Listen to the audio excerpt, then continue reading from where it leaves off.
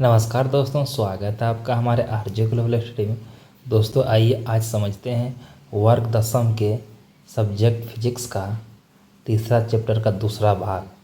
दोस्तों मैंने आपको दृष्टि दोष और उससे पीछे का सारे टॉपिक आपको पिछली वीडियो में बता चुका हूँ। आज स्टार्ट करते हैं प्रिज्म से। दोस्तों प्रिज्म किसे कहते हैं?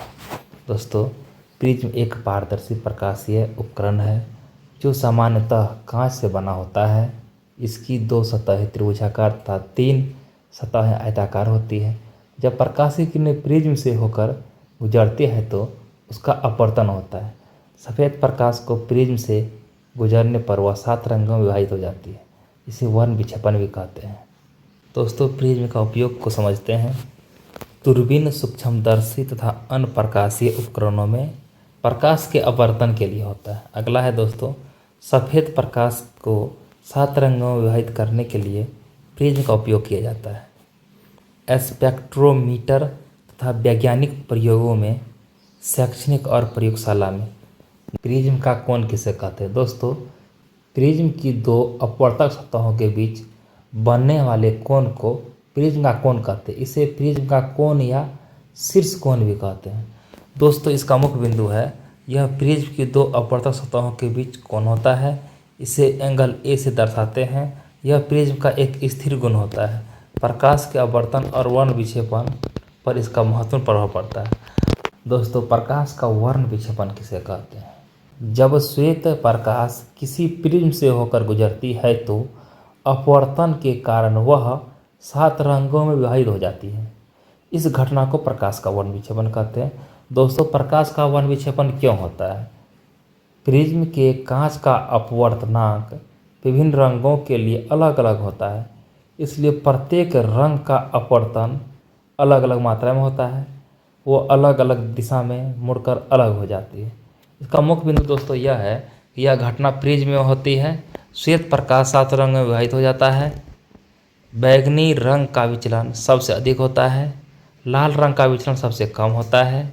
यह घटना न्यूटन द्वारा प्रयोग में सिद्ध की गई थी। श्वेत प्रकाश के 7 रंग का विवरण समझिए। बैंगनी रंग का तरंगदैर्घ्य सबसे कम होता है और आवृत्ति सबसे अधिक होता है। उसमें लाल रंग, दोस्तों लाल रंग का तरंगदैर्घ्य सबसे अधिक होता है और आवृत्ति सबसे कम होता है। दोस्तों आप इस 7 रंगों को संक्षेप में याद रख सकते हैं। इसको याद करने का एक तरीका है वेबग्योर। बैंगनी, जामुनी, नीला, हरा, पीला, नारंगी, लाल। तरंगदैर्घ्य बैंगनी से लाल रंग की ओर बढ़ने पर बढ़ता है। उसका आवृत्ति बैंगनी से लाल रंग की ओर बढ़ने पर घटती है। वर्णपट किसे कहते हैं? दोस्तों जब श्वेत प्रकाश किसी प्रिज्म से होकर गुजरता है तो वह अपवर्तन के कारण 7 रंगों में विभाजित हो जाता है। इस 7 रंगों के क्रमबद्ध समूह को वर्णपट कहते हैं। दोस्तों यह घटना प्रकाश के वर्ण विक्षेपण के कारण होता है। वर्णपट में 7 रंग होते हैं। प्रत्येक रंग का तरंगदैर्घ्य तथा अपवर्तनांक अलग अलग होता है। बैंगनी रंग का विचलन सबसे अधिक होता है और लाल रंग का सबसे कम होता है। उसके बाद है दोस्तों वर्णपट मुख्यतः 2 प्रकार के होते हैं। एक होता है शुद्ध वर्णपट, एक होता है अशुद्ध वर्णपट। जिस वर्णपट में 7 रंग एक दूसरे से पूरी तरह अलग अलग स्पष्ट दिखाई दे तथा किसी भी रंग का दूसरे रंग से मिश्रित न हो, उसे हम शुद्ध वर्णपट कहते हैं। उसके बाद अशुद्ध वर्णपट, जिस वर्णपट में 2 या 2 से अधिक रंग आपस में मिले हुए दिखाई दे तथा सभी रंग स्पष्ट रूप से अलग न दिखाई दे, उसे अशुद्ध वर्णपट कहते हैं। जैसे इसमें देखिए ये 7 रंग बिल्कुल अलग अलग दिखाई दे रहे हैं, लेकिन इसमें मिला जुला हुआ नज़र आ रहा है, इसलिए इसे अशुद्ध वर्णपट कहते हैं। वर्णपट की उत्पत्ति का मुख्य कारण क्या है? आइए इसको समझते हैं। वर्णपट की उत्पत्ति का मुख्य कारण प्रकाश का वर्ण विक्षेपण है। दोस्तों जब श्वेत प्रकाश किसी प्रिज्म से होकर गुजरता है तो वह 7 रंगों में विभाजित हो जाता है। इन्हीं क्रमबद्ध रंगों के समूह को वर्णपट कहते हैं। दोस्तों इसका मुख्य कारण है कि प्रिज्म का अपवर्तनांक विभिन्न रंगों के लिए अलग अलग होता है, इसलिए प्रत्येक रंग अलग अलग कोण से अपवर्तित होता है और अलग अलग विचलित होता है। यह भिन्न भिन्न विचलन श्वेत प्रकाश को 7 रंग में विभाजित कर देता है।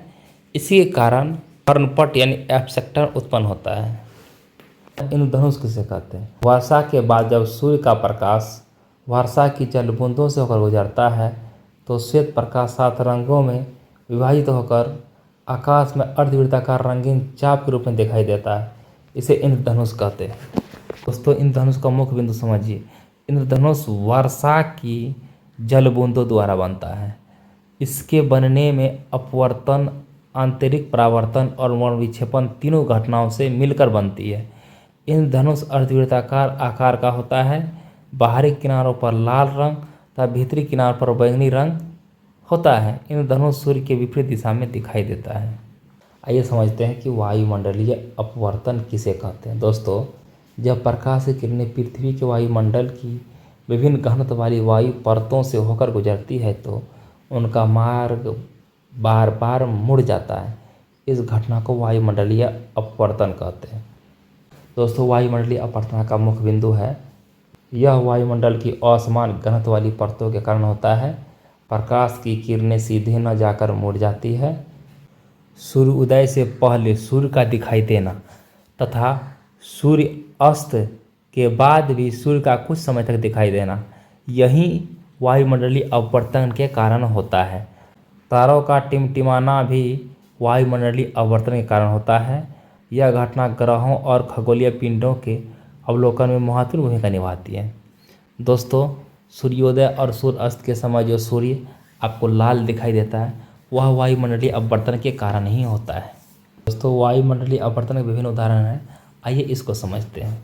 वायुमंडल में घटने वाली प्रकाश के अपवर्तन को ही वायुमंडलीय अपवर्तन कहते हैं। वायुमंडलीय अपवर्तन विभिन्न घटनाओं को जन्म देती है जो निम्नलिखित है। पहला है तारों का टिमटिमाना। ग्रह नहीं टिमटिमाते हैं, क्यों? तारे अपनी वास्तविक स्थिति पर दिखाई नहीं देता है, क्यों? सूर्य उदय और सूर्य अस्त के समय सूर्य लाल दिखाई देता है, क्यों? तारे क्यों टिमटिमाते हैं? आइए इसको समझते हैं। दोस्तों, तारे जो होते हैं वह वायुमंडलीय अपवर्तन के कारण टिमटिमाते हैं। आपको अगर ऑब्जेक्टिव पूछेगा तो ये जवाब दे सकते हैं। दोस्तों, तारे पृथ्वी से बहुत अधिक दूर होते हैं, इसलिए हमें वह बिंदु के समान दिखाई देता है, यानी बहुत छोटा दिखाई देता है। जब तारों का प्रकाश पृथ्वी के वायुमंडल की विभिन्न घनत्व वाली वायु परतों से होकर गुजरता है तो वह बार बार अपवर्तित होता है। वायुमंडल की परतों का घनत्व लगातार बदलता रहता है, इसलिए तारों के प्रकाश की दिशा और तीव्रता भी लगातार बदलती रहती है।